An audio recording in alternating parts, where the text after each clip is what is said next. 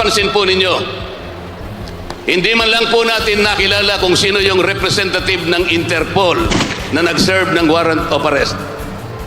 Ang tanging nagsasalita lamang po doon na nakita natin ay yung isang General Torre at yung kanilang tagapagsalita. Wala po yung representative ng Interpol. Paano mangyayari na isa-serve mo ang warrant of arrest na kinors ng ICC sa Interpol kung wala yung mismong representative ng Interpol na magsaserve ng warrant? Kailangan malaman po ninyo na ang local representative ng Interpol dito sa ating bansa ay yung tinatawag na PCTC. Ang nag-serve po ay yung General Torre na wala pong karapatang gumawa ng bagay na yon. Ang dapat po na gumawa nun ay yung representative ng Interpol na hanggang ngayon ay hindi pinapaliwanag ng pamahalaan. Ang bumasa ng Miranda rights ay si General Torre. Hindi siya ang representative ng Interpol sa ating bansa. Bakit po ganun ang proseso? Nakalagay po sa tuntunin ng ICC na kapag ka ang mamamayan ng isang estadong katulad natin ay hinuli ng Interpol, kaagad siyang ilalagay sa harap ng isang competent judicial authority dito sa bansa na kung saan siya ay naninirahan. Ang ibig sabihin nun, kung dinakip si Pangulong Duterte, dapat siya ay dinala sa harap ng hukuman sa Pasay City sapagkat kung naglanding ang kanyang aeroplano. Saan dinala ang Pangulong Duterte? Dinala po sa Villamor Air Base. Ito po ang mga prosesong mali. Maraming salamat po, Governor Nina Richie Henares. Sa lahat po ng mga leaders ng lalawigan ng Rizal na nandito ngayon na isa-isa pong ipinakilala ng ating butihing gobernador, pati po yung mga kumakandidato, lalong-lalo na po sa 4 na distrito ng Rizal na ipinakilala rin. Ako po'y tuwang-tuwa sapagkat pati po ang mga incumbent mayors, 13 munisipyo ng lalawigan ng Rizal at isang syudad ay presente po silang lahat sa hapong ito. Isang tao lamang po ang makagagawa noon para mapadala mo complete attendance ang 13 mayors ng mga bayan at isang syudad dito sa buong lalawigan ng Rizal. Mangangailangan ka po ng isang living legend para magawa mo yan. Governor Ito Henares, ang akin pong kaibigan. Maraming salamat din sa iyo, kaibigang Senatorial Board Jimmy Bondoc, sa pagbibigay mo ng kasiyahan sa ating mga nagluluksang kababayan dito sa lalawigan ng Rizal. Ang totoo po, lahat po tayo'y nalulungkot sa bilis ng mga pangyayari na naganap sa ating bayan. Bigla na lang pong hinuli ang ating dating Pangulo at ang kanyang pagkakahuli hanggang ngayon ay hindi po maliwanag at hindi po ipinapaliwanag ng pamahalaan. Ang sabi po nila ay nag-issue ng warrant of arrest ang ICC. Ito po yung International Criminal Court. At ang sabi po ng pamahalaan, ginawa lang nila ang kanilang tungkulin, ang kanilang obligasyon sa Interpol, at sinerve po ang warrant sa dating Pangulong Rodrigo Duterte. Ngunit mapapansin po ninyo, hindi man lang po natin nakilala kung sino yung representative ng Interpol na nag-serve ng warrant of arrest. Ang tanging nagsasalita lamang po doon na nakita natin ay yung isang General Torre at yung kanilang tagapagsalita. Wala po yung representative ng Interpol.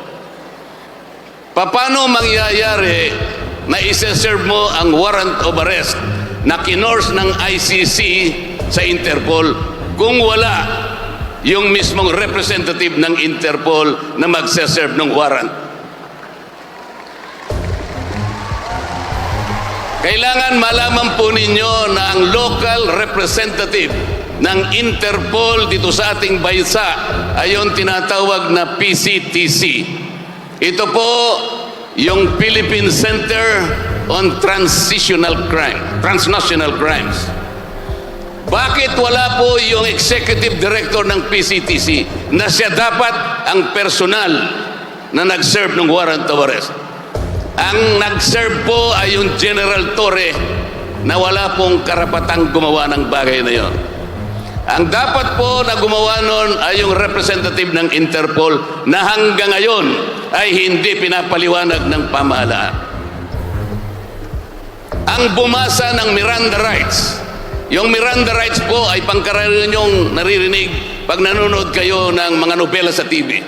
You have the right to remain silent, you have blah blah blah. Anything that you will say will be utilized against you in any courts of law. You have the right to engage your own counsel. Yun po yung Miranda Rights. Ang nagbasa noon ay si General Torre. Hindi siya ang representative ng Interpol sa ating bansa. Bakit po ganun ang proseso?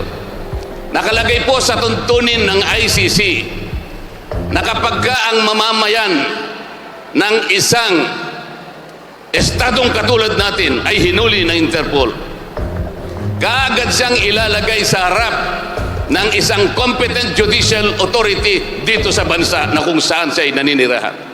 Ang ibig sabihin nun, kung dinakip si Pangulong Duterte, dapat siya ay dinala sa harap ng hukuman sa Pasay City sapagkat doon naglanding ang kanyang eroplano. Saan dinala ang Pangulong Duterte? Dinala po sa Villamor Air Base. Ito po ang mga prosesong mali at hindi na po nasunod ang patakaran mismo ng ICC. Ang sabi po sa tuntunin ng ICC, kailangan dumaan sa proseso ng domestic state. Yun nga, kailangan kilalanin, kailangan i-determina kung yung warrant of arrest ay applicable. Kung yung warrant of arrest ay na-issue ng tama, lahat po ito'y kinakailangan may isaayos. At kung walang nalabag at kung nirespeto ang karapatan ng taong inaresto. Lahat po ito ay hindi nagkaroon ng determination sapagkat hindi dinala si Pangulong Duterte sa isang competent judicial authority. Dapat dinala siya sa pinakamalapit na RTC ng Pasay City, Regional Trial Court. Yun po yung dapat. Dinala po siya sa Villamor Air Base. Ang ibig sabihin po noon ay wala na pong bibigay na karapatan sa kanya anuman. Kailangan na siyang dalhin kaagad doon sa Netherlands. Nasaan po ang katuwiran?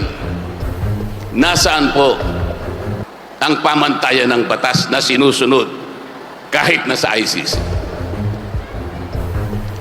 Kapag ako po'y nagsasalita sa House of Representatives at binabanggit ko ang lahat ng mali nila, para bang ako'y kaaway na nilang lahat. Noon pong ang budget ng Vice President ay sinusuri, sinabi ko sa kanila hindi ganyan ang paraan. Itinutuwid ko at sinasabi ko sa kanila ang paraan. Pero ang nangyari, itinuring po nila akong kalaban. Ang sabi ko, hindi naman tayo ang dapat magsuri, mag-audit kung paano ginamit yung confidential funds ng Vice President. Meron po tayong Commission on Audit. Kahit kailan ay hindi naging katungkulan ng House of Representatives na kami ang mag-audit. Commission on Audit lang. Ang sabi ko sa kanila, hindi ninyo ginagawa ito dahil sa sinasabi ninyong inquiry in aid of legislation. Hindi po. Sinasabi ko sa kanila, gagamitin nyo lamang ito para i-impeach ninyo ang Vice President. Ito po'y nangyari noong Oktubre 2024. Nangyari po ang hindi dapat mangyari. Totoo, in-impeach nila ang Vice President at ginamit nila yung di umano ay hindi dapat o hindi tamang paglustay daw ng pera ng ating bayan. Ang proseso ay hindi sinunod, ang batayan ay hindi sinunod.